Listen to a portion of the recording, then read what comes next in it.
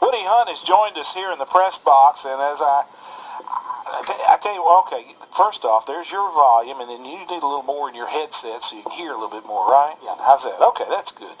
So Coach Hunt has joined us in the press box, and this guy has pushed the buttons today. You bring Stevie Smith out of the bullpen.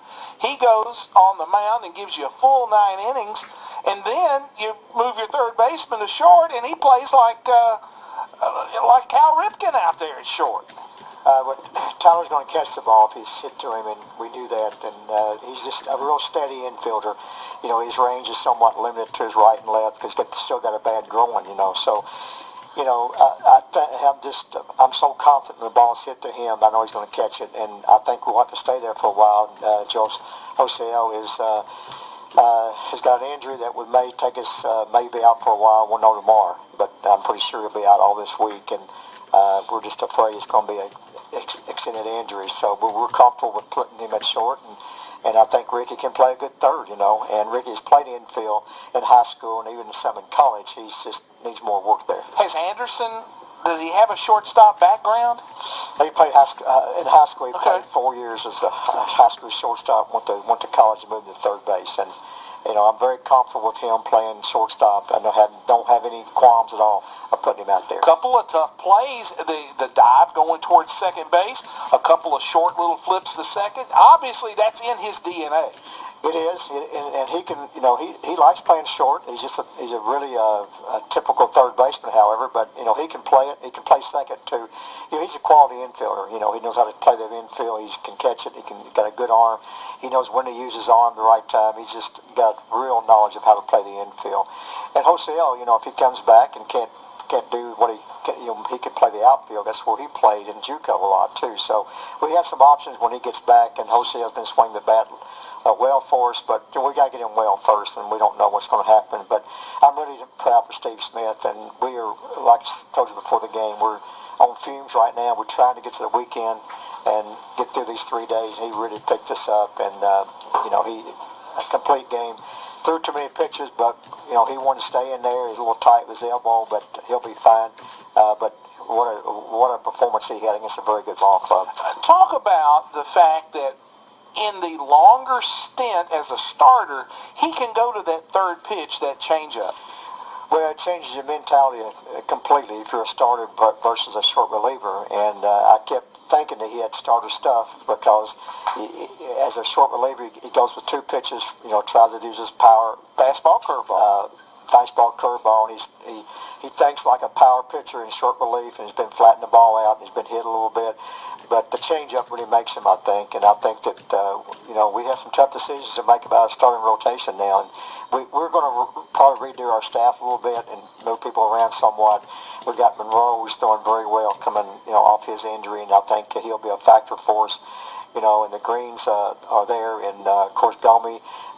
I think he's had some tough luck this year, but we know how he can pitch, and so we got a workable staff. We just got to move people around a little bit to see what we can do. And I'm not sure we'll have a bullpen. We'll just may go on that day what we got available, and that's how I used to do it. Well, and given the emergence of Smith as a starter, Monroe has come in there and thrown well for you, that perhaps could give you the luxury of letting Gomez get good and healthy before he has to go back out there. Yeah, it could, but we need him, we need Gomi to throw, Yeah. and of course we'll have to fight him again, keep him off the mound if he's ready to pitch, because he likes to compete and he's a good pitcher. But I really think if he gets back and we got Monroe healthy and get Clint, his no more days rest, we had to throw him on 3 days this weekend. And we get all our guys in a sequence, I think we can do well. We have just been, our schedule the last 2 weeks has been really tough to deal with. That's our fault. But we like to challenge the players and challenge our team, and you get better by that. And we have dealt with some adversity, and that makes you stronger too. And these kids have handled it the right way. Okay, you've got Embry-Riddle again tomorrow, and you worry about tomorrow, the next game, but then you got Oklahoma Wesleyan coming in on Wednesday. How does it pitching maybe stack up Tuesday, Wednesday? Well, we're going to throw Collier tomorrow, and he's been giving us some good starts. And Wednesday, we may go 1 inning per pitcher or something. We can also throw Kevin Green, but I don't know if because he threw only 45 pitches on Saturday. But I don't know if we can do that because of the weekend coming up, and we got to have everybody going. So we're not sure what we'll do Wednesday. We'll figure out something. But tomorrow Collier will go, and if he gets his changeup and curveball working, I think we have a chance to win. And it all boils down to getting it set up the way you want it for the conference weekend coming up on Friday, Saturday. That's the big one. Yeah, and the key is where's Gomi going to be on the weekend? If he can throw, that changes everything for us. If he can't throw, we got to really think through this thing a lot. So I think he'll be fine. He says he is. He's still limping. Very tough injury for him, in the second inning of Saturday's game, and that just changed the complete weekend for us on the mound. You can't lose an arm like Omi's and survive sometimes. But I like what we did today. I like what Stevie did, and I like how we swung the bat. And Sam's hot with the bat right now, and if we get guys on base, I think he can carry us. I really think one bat like that could do a lot, and because it filters down to other parts of the team and all that. And if we get Chris Hall on base a little bit more at the top of the order, and those two guys can really do some things offensively for us. How'd you like the freshman Allen behind the plate? He's not afraid. I thought he did very well.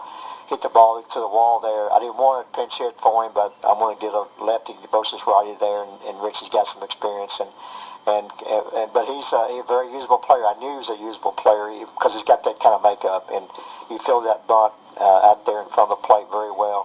Got his feet squared the way they needed to be before he made the throw. Didn't rush it. Didn't rush it. I think he's going to be a cool customer back there. I think he's a very usable catcher. He just needs some experience. He had a little difficult time receiving the changeup from Stevie. He dropped a few because I think the ball probably moved a little bit more than he thought. But when he gets experience, I think he's a very usable player, and we'll probably look at him again sometimes in the near future. Quality win for your kids today. Yeah, I'm very proud because Saturday was a tough day for us. We lost that second game, didn't play very well, and some things happened that that happened sometime during the year, but our guys have rebounded and they've made amends or whatever happened, and we just kind of go forward. Tomorrow's going to be a tough game. We know it, and Randy will have his guys ready to play tomorrow, I promise you.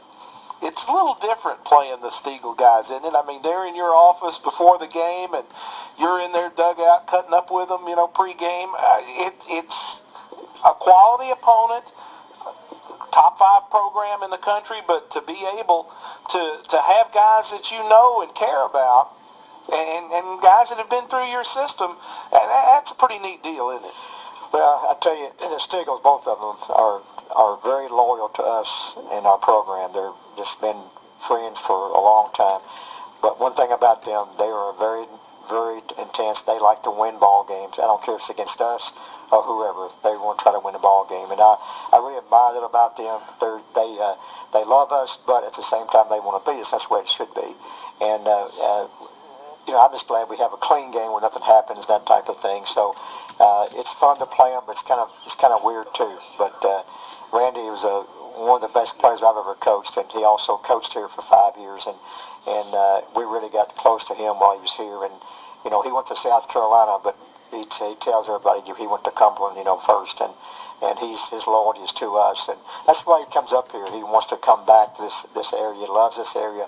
He loves the school, and it's just a very close association with that program. But sometimes competitive spirit will bring out a little tough times, and we hope we don't have any issues or problems. But it's just fun to play them. They got a good team. Woody, well done today. Okay, thanks, Tommy. We'll talk to you later. Woody Hunt, head coach of the Bulldogs, in the aftermath of the 4-0 win over Embry-Riddle. Let's take a 60-second break. We'll be back to wrap it up.